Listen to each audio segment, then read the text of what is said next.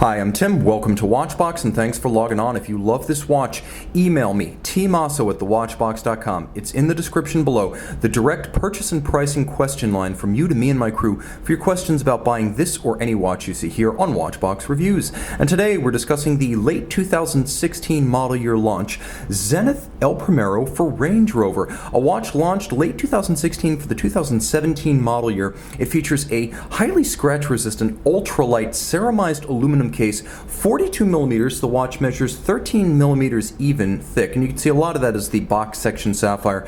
It measures 50.6 millimeters lug-to-lug with a spacing between the lugs of 21 millimeters. Now we'll throw it real quick on the wrist so you can see it on my 16 centimeter circumference wrist to give scale. A comfortable watch. You can see it's broad across the wrist, though not overbearing. I can recommend it for a wrist as small as 14 centimeters circumference, though it'll sit comfortably on a smaller wrist. You might have some lug overlap. Again, this being a mostly aluminum watch, it's very light. Now let's take a look at the strap. As you can see, Zenith has taken a little bit of a page from its fellow brands Tag Heuer and especially Hublot, combining a Bridge of Weir leather strap, calfskin of course, with a monotone stitch and a rubber base. So you're separating the moisture, grit, sweat, and oils the wrist from the leather. So this has every indication of being a decade strap if you take care of it. Now you can see there is a buckle in titanium, which has been blackened to match the tone of the watch. You can see the all-black look reigns here. Something I like is the use of internal ceramic pin snaps. You can see that little ceramic pin snap. That's used to maintain the tolerance of the clasp over time. And as you can see, a twin trigger system as the swing arm acts as a storage for the springs of the double trigger deployant system. So this one cannot pop open accidentally. You can't pull it open unless you press both of the triggers. So if you just try to do that, it's not going to work. You have to push both and open it up. Security against dropping while donning or removing at bedside. The case is monolithic. It is a matte finish, which is to say it doesn't have any particular grain. It doesn't have any polish. It is a media blasted surface, giving it a little bit of a dull, non-reflective color that absorbs light perfectly. There's some polished blacks, think Omega Dark Side of the Moon, that do reflect a little bit of light by virtue of polish. This one has no such thing. A watch with a dial that is simplicity incarnate. You have a very narrow silver satin finished metal tachymeter scale outboard. Note there's a box section sapphire designed to evoke a vintage plexiglass, pump style pushers and no crown guards.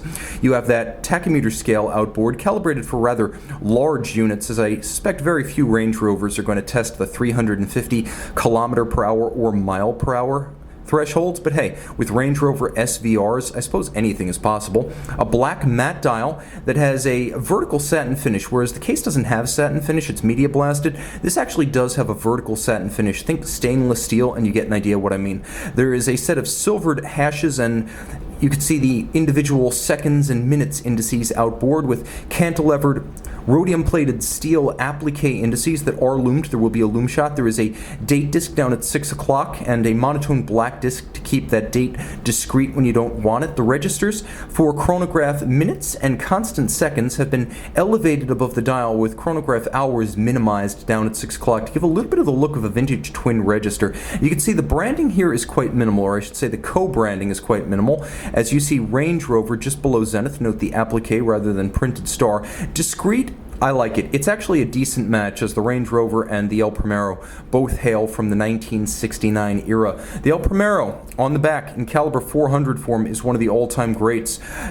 The first high-beat integrated automatic chronograph caliber, 36,000 vibrations per hour. It beats with 10 beats per second, 31 joules, 52-hour power reserve, bidirectional automatic winding. You can see in this application 100 meters water resistant, and has a custom rotor acknowledging the Range Rover connection. You can also see the case back itself says El Primero Range Rover. Now the levers and horns of the column wheel chronograph can be seen operating. The movement has both polished and blued screws.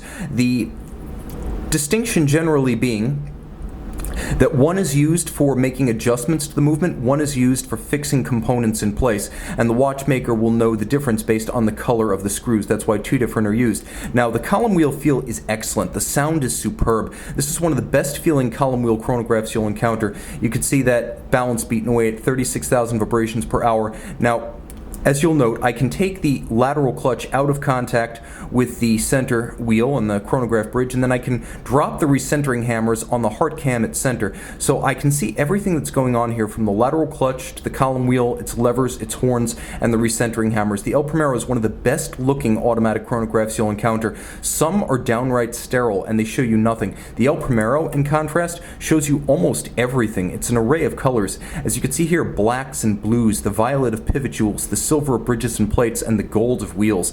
A true sensation to see, and when you hold it against the ear with its double-step 10 beat per second cadence, a pleasure and a thrill to hear. With the Range Rover connection, subtle but appropriate, this is one of the best car-watch collaborations I have ever encountered, as handsome and appealing in its way as the JLC Amvox series.